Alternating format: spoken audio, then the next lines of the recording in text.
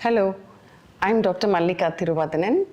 I have specialized in palliative medicine, and we've also started Lakshmi Pain and Palliative Care Trust more than 20 years ago as a charitable organization because we did not want to add a financial burden to patients who have already undergone a lot of suffering due to various diseases like cancer.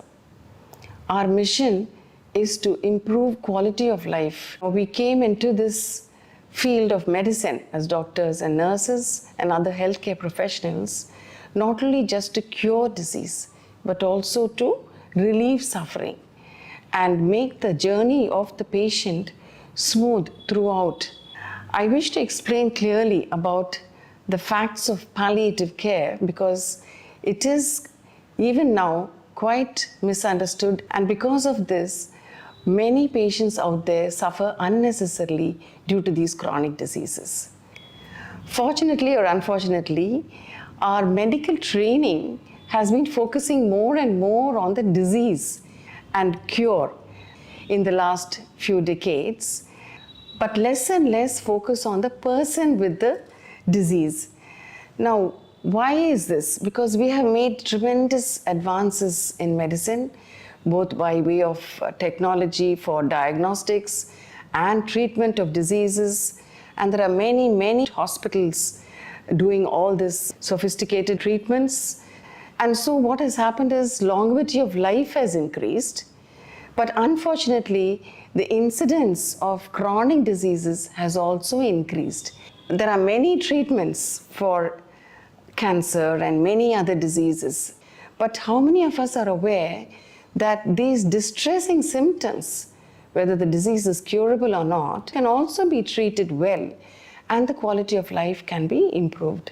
This gentleman, he was working in the Corporation of Chennai, just 36 years old, and he had been treated for stomach cancer 2 years ago. And then he came to us because of the advanced disease with severe pain in his abdomen. And this was the position that he could take, because that would give him somewhat relief from the pain. We gave him the medicines for pain relief, and then he went back and lay down normally and said, why didn't anybody give me this medicine? For more than 10 days I've been suffering. They could have given it to me much earlier. And another patient, so a young mother of 2, she was so worried that she could not look after her children properly anymore, because she used to plait their hair, pack up their tiffin carriers for lunch, and she said she was feeling so weak now because of the progressing disease.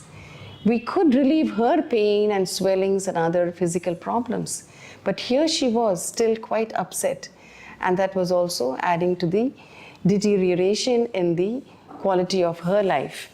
It is not only patients who suffer from non-communicable diseases, but also communicable diseases. Like you've all seen patients suffering from COVID-19.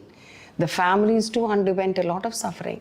Not only the respiratory problem, the breathing difficulty and the pain, but also the uncertainty, fears, isolation and such things. Also other patients whom we call the drug-resistant tuberculosis. Such patients also have not only the physical problem of not getting treated adequately due to many reasons, but also the fear of dying because of the disease.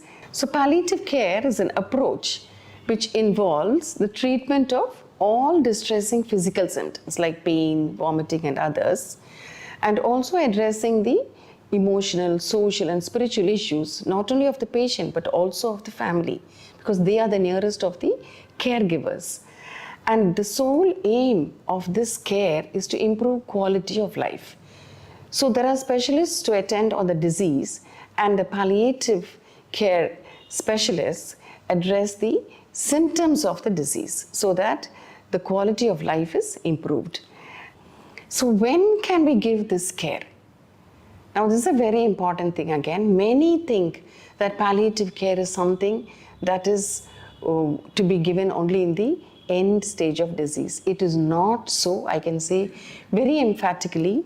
Now here is an example. This 18-year-old boy, Michael, had come to us for his severe pain. He literally said, please treat my pain or just kill me, give me some medicine. And he even threatened to commit suicide because of that.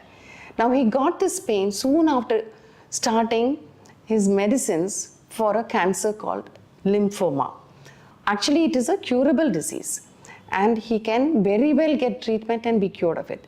But the very first cycle of chemotherapy brought in so much pain that he could not bear it. He could not go back for treatment.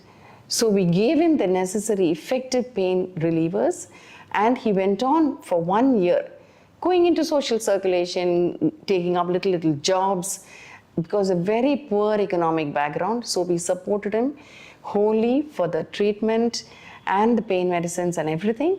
And then now he's cured, alive, and married with 2 children. So when we say palliative care is about relieving suffering, we should understand that suffering can start right at the beginning. So palliative care can be applied as and when needed, right from the beginning of the disease, during treatment, and also definitely in the advanced stage. So in conclusion, I'd like to quote the words of Dame Cecily Saunders, the pioneer in the palliative care movement. She was a social worker, nurse, and then a doctor. So she said, you matter because you are you, and you matter to the end of your life. We will do all we can, not only to help you die peacefully, but also to live until you die. Thank you.